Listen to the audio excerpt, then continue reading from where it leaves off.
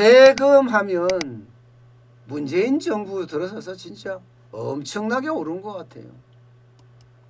뭐 안 오른 세금이 없다고 이야기할 정도잖아요.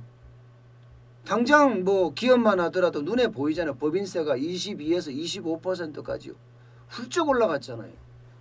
여기에다가 뭐 4대 보험부터 시작해서 공시지가를 올려서 재산세, 종합부동산세, 양도소득세 뭐 안 오른 게 없습니다. 안 오른 게. 여러분 주변에 보면 세금이 진짜 많이 올랐다는 거 실감할 수 있을 거예요. 저는 가끔 그런 걱정을 해요. 저도 이제 직장을 그만두고 지금처럼 이렇게 자영업자, 쇼핑몰 자영업자를 하고 있잖아요. 그러다 보니까 4대 기금도 이게 장난이 아닙니다. 저는 지금 국민연금만 지금 내고 있는데 국민연금도 적게 나오는 게 아니에요. 예. 그런데 만약에 내가 벌이가 없으면 어떻게 되나요? 내가 벌이가 없으면 재산세도 나오고 종합부동산세도 조만간 나올 거예요. 예. 재산세나 종합부동산세가 나오는데 제가 벌이가 없으면요. 또 빚내서 세금을 내야 되는 그런 결과가 지금 나올 수도 있습니다. 빚내서. 당장 종합부동산세만 하더라도 적게 나오지 않을 겁니다. 예. 작년에도 제가 엄청 냈거든요. 결국은 빚내서 낼 수밖에 없는 그런 구조예요. 근데 예. 외국인들 국내인들이 왜 자꾸 세금 폭탄 때문에 투자 이민을 가나 이 이야기가 저는 이해가 될 정도입니다. 이해가.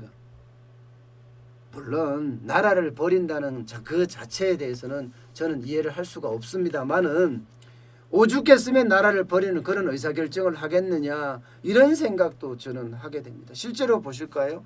나라를 버린 사람들이 점점 늘어나고 있습니다. 한국인 미국 투자 이민 비자 발급 수입니다. 보시는 것처럼 2015년, 2016년, 2017년까지 굉장히 적어요.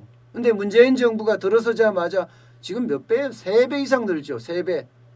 531에다가 지금 2019년입니다. 예. 695예요. 695. 진짜 부자들이 엑소더스 한다. 이렇게 물론 여기에는 투자 이민이라는 전제를 달았기 때문에 부자들이 엑소더스 한다는 거예요. 부자들이. 이게 왜 부자들이 이렇게 나가느냐. 제가 지금 말씀드렸다시피 뭐 재산세나 종합부동산세나 또 뭐 그 외에 각종 세금들 쭉쭉쭉쭉 올라가지만 그거보다도 더 지금 안타깝게 생각하는 게 이렇게 3배씩 올라가는 게 말입니다.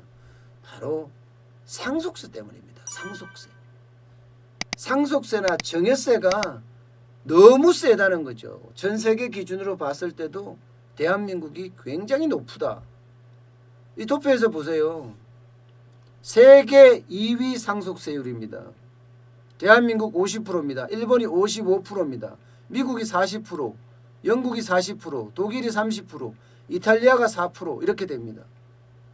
상속세율 굉장히 높죠. 근데 대한민국은요. 여기다가 기업 상속세는 더 높습니다. 왜 기업 상속세가 더 높으냐고요? 이게 경영권 프리미엄이라는 게 있어요. 경영권 프리미엄. 경영권 프리미엄이라는 게 있어서 여기에 적어도 50%에 15%가 더 붙습니다. 그러면 65%를 내야 돼요. 기업을 자식한테 물려주려고 그러면요. 65% 상속세를 내야 합니다. 그러면 어느 누가 있어 상속을 하겠습니까? 상속 안 하죠. 기업을 상속하는 것도. 그러면 기업 팔아버리고 그죠? 그 돈으로 외국으로 간다는 이야기예요. 외국으로 떠난다는 이야기니까 얼마나 이게 안타까운 이야기입니까? 여러분 일반적으로 투자 이민이 얼마나 절세가 되나 하면요. 자, 한국에서 30억을 자녀에게 물려준다고 30억 큰 돈이죠. 저는 뭐 전 재산이 30억도 안 됩니다만은 어쨌든 30억은 부자들이라고 보고요. 그러면 자녀공제 5천만 원 해줍니다. 누적공제 1억 6천만 원 감안해 줍니다. 그러면 여기에 정여하려고 그러면요. 10억 2천만 원 정여해야 됩니다. 정여세 내야 됩니다. 30억을 정여하려고 하면 10억 2천만 원의 정여세를 내야 돼요. 그런데 만약에 내가 미국에 투자 이민을 간다 이러면요. 성인 자녀 한 명이에요. 한 명에게 300만 달러 정여를 해도 돈 한 푼 안 내요. 300만 달러 정여를 해도 말입니다. 예, 심지어 말입니다. 포르투갈 같은 나라는요. 50만 유로예요. 부동산 투자에 1년 하면요. 이거 당연히 투자 이민이 가능하고요. 또 세금도 안 내요. 취득세도 안 내요. 6 내지 8%에 달하는 취득세도 안 낸다니까요. 미국 이민 하더라도 상속세가 아무도 안 내는데 여러분들 같으면 어떤 선택을 하겠습니까? 지금 아마 여당이 지금 또 승리를 하고 나서는요. 부동산세, 상속세, 정여세 다 올라갈 거예요. 여러분에게 제가 말씀드렸잖아요. 지금 문재인 정부는요. 여당이 180석이에요. 약. 그러면요. 개헌 빼놓고는 지금 다 할 수가 있다고요. 또 개헌 빼놓고. 그러면 청와대에서 이야기하는 것, 예, 그리고 민주당에서 이야기하는 것, 심지어 기획재정부에서 이야기하는 것, 정부죠. 이거 다 통과된다고 생각하시면 돼요. 야당이 그만한 역할을 할지 안 할지 모르겠지만 지금까지 야당이 그만한 역할을 못했습니다. 대안을 제시해서 대안으로 여당을 쉽게 말하면 격파를 했어야 되는데 그렇지를 못하니까 아마 야당이 그에 대한 대안을 제대로 제시 못하면 뭐 무조건 여당이 원하는 대로 예. 트럼프 대통령이라네. 저 문재인 대통령이 원하는 대로 갈 겁니다. 원하는 대로. 예. 분명히 그렇게 되리라고 예상을 지금 하고 있습니다. 투자 이민 가는 사람들 이야기를 들어보면요. 실제 투자 이민 업체에서 말입니다. 투자 이민 설명회를 강남에서 개최를 하잖아요. 그러면 예상 외로 엄청나게 많은 사람이 온대요. 원래 100명만 예상하고 투자 이민 설명회 하겠다 신문 광고를 냈는데 200명씩 2배씩이나 온답니다. 그리고 왜 투자 이민을 생각하느냐 이렇게 물으면요. 아이고 그것도 모르세요. 지금 우리 세금 내면 남는 거 아무것도 없어요. 그렇게 이야기할 정도예요.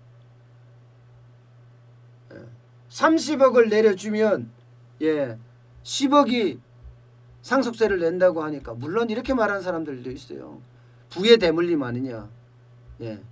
그게 시장경제잖아요. 시장경제라면 저는 기업에 대한 부의 대물림 모르겠어요. 저는 뭐 대물림 할 것도 별로 없지만 아파트 한 채 있는 게 다지만 부의 대물림도 무조건 비난할 일만 저는 아니라고 생각을 해요.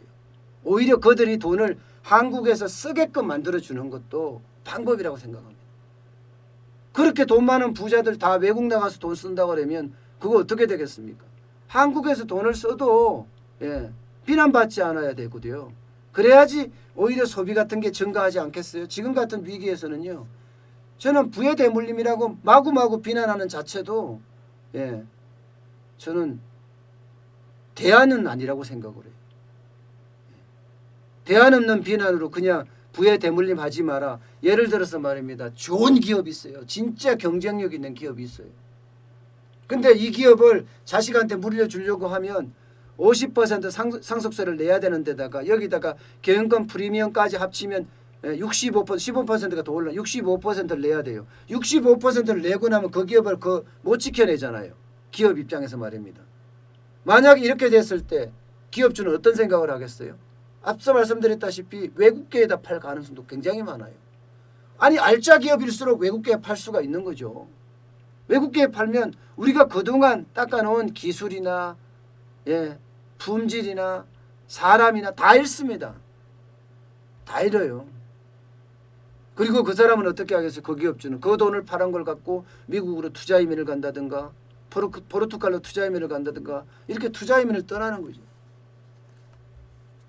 그렇기 때문에 이게 각 나라들이 말입니다. 어떻게 하든 부자를 잡아둘까 이 고민 많이 하거든요. 당장 보면요. 이 상속세나 정여세 계속해서 지금 낮춰주고 있는 것도 사실입니다. 자 보시자고요. 캐나다, 호주, 포르투갈 여 상속세 폐지했습니다.